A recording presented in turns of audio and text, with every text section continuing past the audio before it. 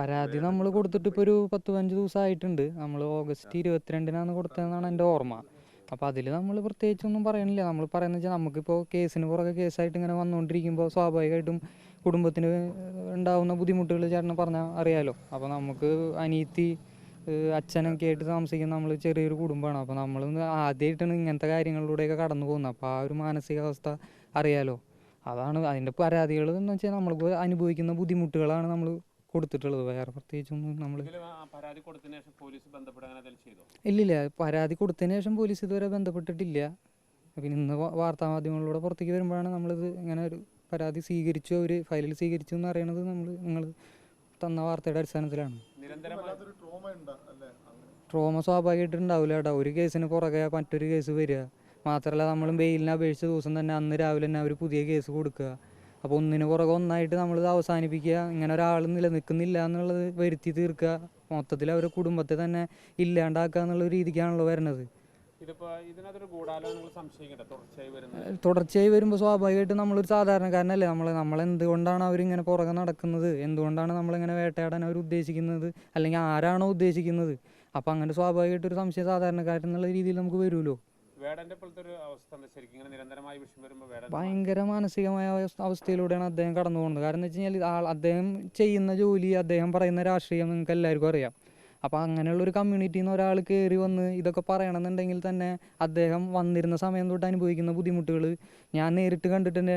അദ്ദേഹത്തിൻ്റെ സുഹൃത്തുക്കളാണ് എന്നെയൊക്കെ കൂടുതൽ ഇതൊക്കെ അനുഭവിച്ചിട്ടുള്ളത്. അപ്പോൾ ഇത് നമുക്കെന്ന് പറഞ്ഞാൽ നമ്മളിത് ഡിപ്പെൻഡ് ചെയ്ത് ജീവിക്കുന്ന ഒരുപാട് ഫാമിലീസ് ഉണ്ട്. നമുക്ക് അവരെയൊക്കെ ഇത് ബാധിക്കുകയാണ്.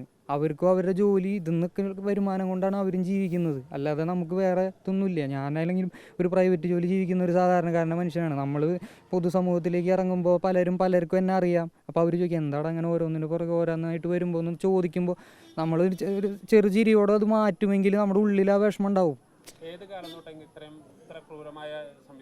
ഇതിപ്പോൾ റീസെൻ്റ്ലി ആണ് ഇത് ഇത്രയും പ്രകടമായിട്ട് വന്നു തുടങ്ങിയതാണ് ഞാൻ വിശ്വസിക്കുന്നത്. കാരണം മുമ്പ് നമുക്ക് വരാറുണ്ട്. കാരണം നമ്മൾ മുന്നോട്ട് വയ്ക്കുന്ന രാഷ്ട്രീയം അങ്ങനെയാണല്ലോ, അദ്ദേഹം പറയുന്ന രാഷ്ട്രീയവും അങ്ങനത്തെയാണ്. അപ്പോൾ സ്വാഭാവികമായിട്ടും നമുക്ക് പണ്ട് തൊട്ടേ ഇങ്ങനത്തെ പ്രശ്നങ്ങൾ ഉണ്ടാവാറുണ്ട്.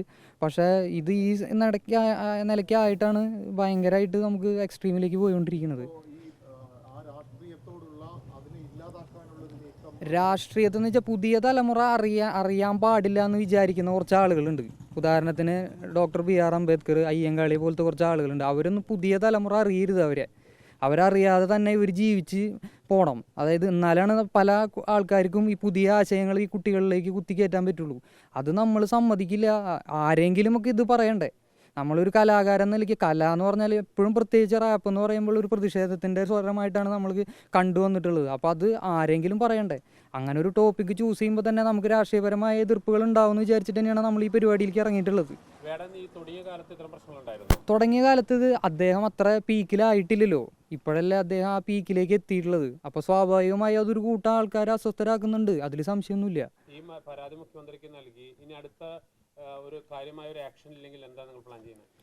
കാര്യമായ ഒരു ആക്ഷൻ ഉണ്ടാവില്ല എന്ന് നമ്മൾ വിചാരിക്കുന്നില്ല. കാരണം എന്ന് വെച്ച് കഴിഞ്ഞാൽ നമുക്കിപ്പോൾ ഒപ്പം നിന്നിട്ടുള്ളത് മീഡിയ, പോലീസ്, ഭരണകൂടം, അതുപോലെ തന്നെ നീതിപീഠം. ഇവരെല്ലാവരും ഞങ്ങൾക്ക് ഒപ്പം ഇതുവരെ നിന്നിട്ടുണ്ട്. അപ്പോൾ അതുകൊണ്ട് നമുക്ക് ആ പേടിയും ഭയമൊന്നുമില്ല. ഞങ്ങൾ ഫുൾ വിശ്വാസം നിങ്ങളിലുണ്ട്, നിങ്ങളെല്ലാവരിലും ഉണ്ട്.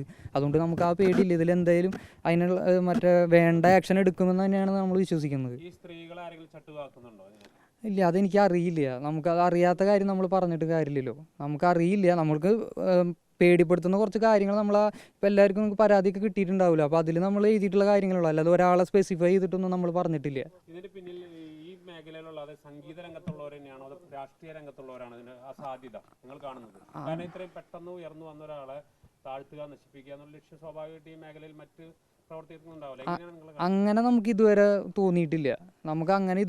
കാരണം ആദ്യമായിട്ടാണ് ഇത് ഇത്രയും വളരെ പ്രകടമായിട്ട് സോഷ്യൽ മീഡിയയിലൂടെയും മറ്റ് മാധ്യമങ്ങളിലൂടെയൊക്കെ അദ്ദേഹത്തെ മാത്രമല്ല മൊത്തത്തിൽ നമ്മളെ അവസാനിപ്പിച്ച് കളയാന്നുള്ളൊരു രീതിയിലേക്കുള്ള കാര്യങ്ങൾ തന്നു തുടങ്ങിയത് ഈ അടുത്താണ്. അപ്പോൾ അങ്ങനെ നമുക്ക് തോന്നിയിട്ടില്ല. നമുക്ക് ഈ ഇൻഡസ്ട്രിയിലുള്ളവർ നമ്മളെ വിളിച്ച് ആശ്വസിപ്പിക്കുകയാണ് ചെയ്തിട്ടുള്ളത്. അതുകൊണ്ട് നമുക്ക് അങ്ങനെ തോന്നിയിട്ടില്ല. ഇല്ല ഇല്ല ഇല്ല, പോലീസുകാരെല്ലാവരും മാന്യമായിട്ടാണ് നമ്മുടെ അടുത്ത് പെരുമാറിയിട്ടുള്ളത്. നമ്മുടെ അടുത്തൊന്നും ഇതുവരെ എന്തെങ്കിലും മോശമായ രീതിയിൽ സംസാരിക്കുക അങ്ങനത്തെ കാര്യങ്ങളൊന്നും ഉണ്ടായിട്ടില്ല. ഈ വിഷയം ഉണ്ടായതിനു ശേഷം വീട്ടിലെ അച്ഛൻ്റെയും സഹോദരിക്ക് അവസ്ഥ എന്താ? അച്ഛൻ്റെ അവസ്ഥ പറയാണ്ടിരിക്കുകയാണ് ഭേദം. കാരണം വെച്ചാൽ ആൾ 2 തവണ അറ്റാക്കും ഇതൊക്കെ കഴിഞ്ഞിരിക്കുന്ന ഒരു മനുഷ്യനാണ്. സ്വാഭാവികമായിട്ട് ദിവസം ഒരു 10-15 ഗുളിക കഴിക്കുന്ന ഒരു മനുഷ്യനാണ് അദ്ദേഹം. ഇത് സ്ഥിരം ആളാണെങ്കിൽ എപ്പോഴും ന്യൂസ് കാണുന്ന ആളാണ്. അപ്പോൾ സ്വാഭാവികമായിട്ട് പഴയ ആളല്ല. അപ്പോൾ ടി വി വെച്ച് നോക്കുമ്പോൾ തന്നെ മകനെ കുറിച്ചുള്ള വാർത്തകൾ ഇങ്ങനെ ഓരോ ദിവസം ഓരോന്ന് വന്നുകൊണ്ടിരിക്കുമ്പോൾ ഉണ്ടാവുന്ന ബുദ്ധിമുട്ടുകൾ ഞാൻ പറയണ്ടല്ലോ, ചേട്ടന് മനസ്സിലാവുമല്ലോ. അതിൻ്റെ ബുദ്ധിമുട്ടാണ്. പിന്നെ അനിയത്തി എന്ന് പറഞ്ഞാൽ അവൾ ആലപ്പുഴയിലാണ് താമസിക്കുന്നത്. അവൾ ഒരു 6-7 വയസ്സായിട്ടുള്ളൊരു കുട്ടിയുണ്ട്. ആ കുട്ടിയെ കൊണ്ട് ഇരിക്കുന്ന സമയത്ത്, സ്കൂളിൽ കൊണ്ടുവിടുന്ന സമയത്തൊക്കെ സ്വാഭാവികമായിട്ട് അവളോടും പലരും ചോദിക്കുന്നത്, അവളുടെ പെൺസുഹൃത്തുക്കളും പലരും ചോദിക്കും ഇങ്ങനെ കാര്യങ്ങളുണ്ട് എന്താണിത് എന്നൊക്കെ ചോദിക്കുമ്പോൾ അവൾക്ക് ഭയങ്കരമായ ട്രോമയിലൂടെ തന്നെയാണ് അവൾ കടന്നു പോകുന്നത്. കാരണം അവൾ പഠിക്കുന്നുണ്ട്, പഠിക്കുന്ന സ്ഥലത്തും മറ്റേ ഇങ്ങനത്തെ പ്രശ്നങ്ങളും കാര്യങ്ങളൊക്കെ ഉണ്ടാവും. അപ്പോൾ അതിൻ്റെയൊക്കെ ബുദ്ധിമുട്ടുകൾ നമുക്ക് നന്നായിട്ടുണ്ട്. കാരണം ഇപ്പോൾ 2 ദിവസം മുന്നേ വന്നു പോയുള്ളൂ. അവൾക്ക് അവിടെ വീട്ടിലിരുന്ന് സമാധാനം കിട്ടാതെയാണ് നമ്മുടെ ഒപ്പം വന്നിരുന്നാൽ എന്തെങ്കിലും ഒരു റിലാക്സേഷൻ കിട്ടുമല്ലോ എന്നുള്ള രീതിക്കാണ് അവൾ വന്നു പോയി. ബാധിച്ചു തുടങ്ങിയിട്ടുണ്ടെന്ന് വെച്ചാൽ നമുക്ക് 9-ാം തീയതിയിലത്തെ പരിപാടി പോസ്റ്റ്പോൺ ചെയ്യേണ്ടി വന്നു.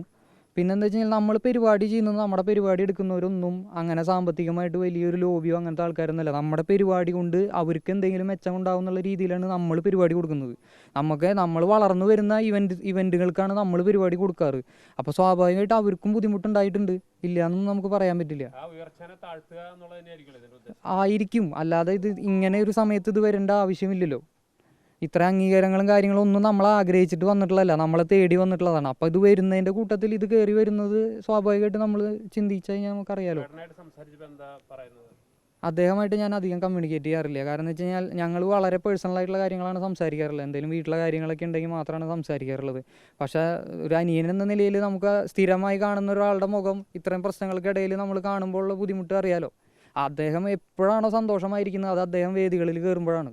അദ്ദേഹത്തിൻ്റെ ജനങ്ങളെ അഭിസംബോധന ചെയ്ത് സംസാരിക്കുമ്പോഴും പാടുമ്പോഴാണ് അദ്ദേഹം ഏറ്റവും ഹാപ്പിയസ്റ്റ് ആയിട്ടിരിക്കുന്നത്. അത് അവസാനിപ്പിക്കുക, ഈ പരിപാടി അവസാനിപ്പിക്കുക എന്നുള്ളൊരു ഉദ്ദേശത്തോടു കൂടി ആരും ശത്രുതയോടു കൂടിയാണ് പെരുമാറുന്നത്. ആരെയാണെങ്കിലും അത് മോശമാണ്.